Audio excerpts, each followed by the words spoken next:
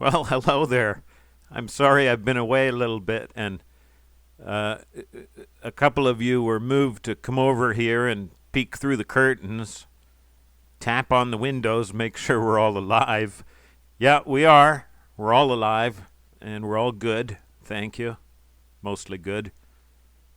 Busy. Busy with various things. I've been busy.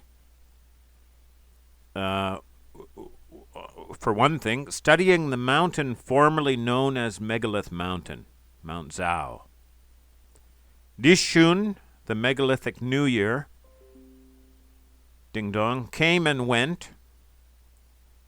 It was a disappointing year for observing our New Year stone. Last year, it turns out, we were just lucky to have the perfect conditions.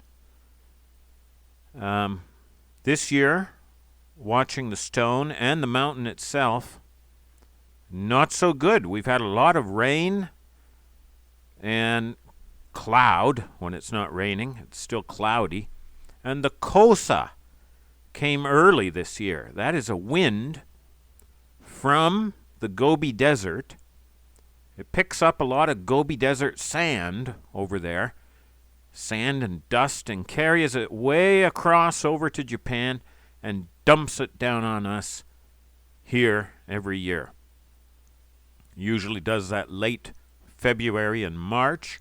It was earlier this year, and that made the sky so hazy every day. People are going around with hay fever-like symptoms, mucus running down out of their noses, all that particulate matter in our noses and in our eyes, and it's in the sun too. It's in the sun's face, and the sun just can't really punch through it, especially in the early morning. So that's too bad. It's just been a very disappointing New Year megalith observance season. Now, my friend Shiori came with me one day.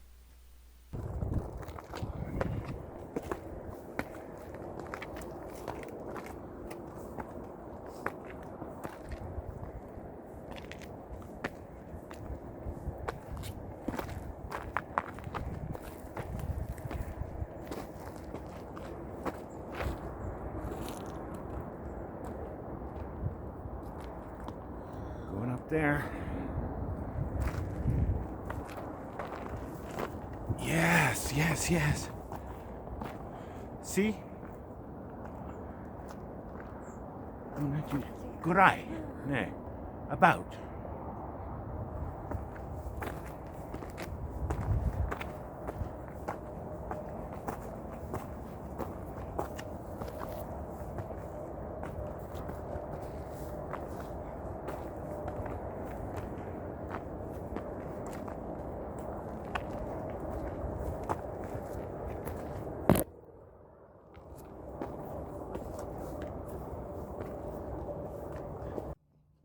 Shiori made this French-Canadian style pea soup just for me, and it's perfect. Thank you.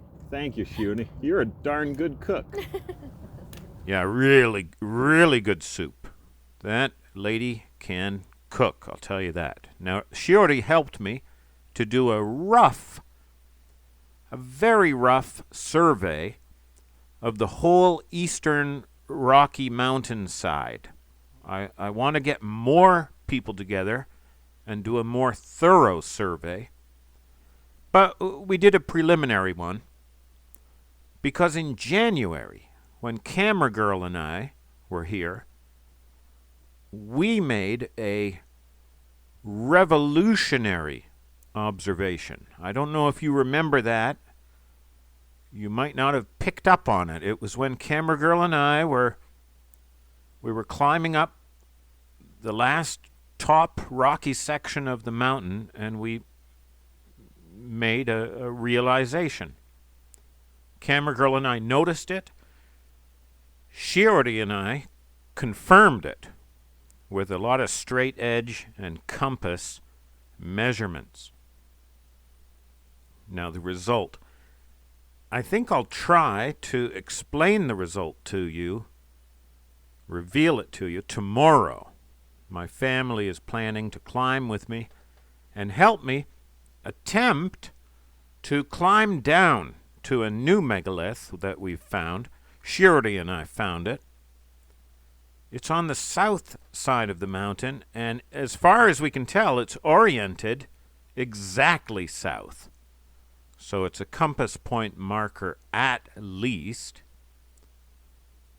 Could it be the fabled shining stone, the Hikari-iwa, said to shine in the moonlight? Well, that was supposed to be on the south side. And this is a due south marker. Well, I've got some rope off Amazon. We're going to try to climb down to that stone and look at it up close. Set the straight edge on it and take compass readings. That's tomorrow if everything goes well. We're calling this megalith the Pound Cake. That was my engineer friend Eriko's idea. I have a group of 6 engineers, a round table of engineers interested in this mountain and the megaliths. Next month, I'm going to meet them. I'm going to make a presentation to them, specifically for them. I'll show it to you too, but it's the way I'm putting it together, it's especially for them.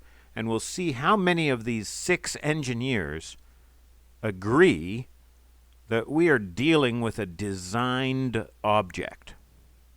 Now, I wish I had some geologists in the mix, but I don't know any geologists. I know some engineers.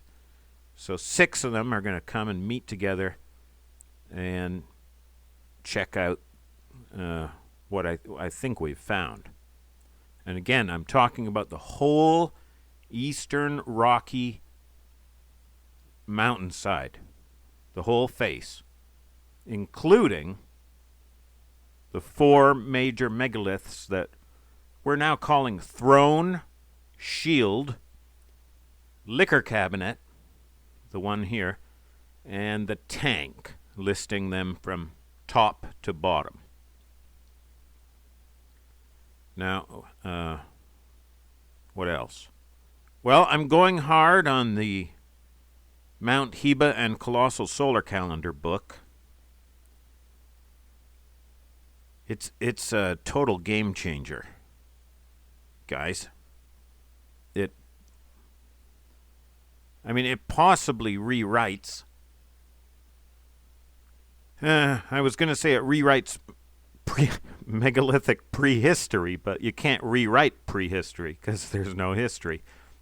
We do have the first 10 or 11 chapters of Genesis. That's the only scraps of megalithic prehistory we have. The Mount Heba book, what we've found in it, might complement that partial history, might confirm and be confirmed by it, in my opinion. The Mount Heba book and the whale bones on Mount Heba. How did whales get on top of Mount Heba? Well, that's for another day. So tomorrow, join my family. This is your personal invitation. Join us as we try to descend on the Pound Cake stone, the Pound Cake. I hope it all goes well because it's near the top of the mountain, and there's at least a good 200 meters roll and drop from the Pound Cake down to the ground, hence the rope. I should say, now I have worried some of you, I should tell you that my wife, the wife clerk, is our safety consultant tomorrow. If she says it's a go, it's a go. We trust her. And if not, not, because we trust her. And I am the chief scaredy cat of heights, so if I chicken out, I chicken out. So those 2 cards are in play. Okay, I love you guys. I hope to see you on Mount Zhao tomorrow. And I'll try to explain how our theory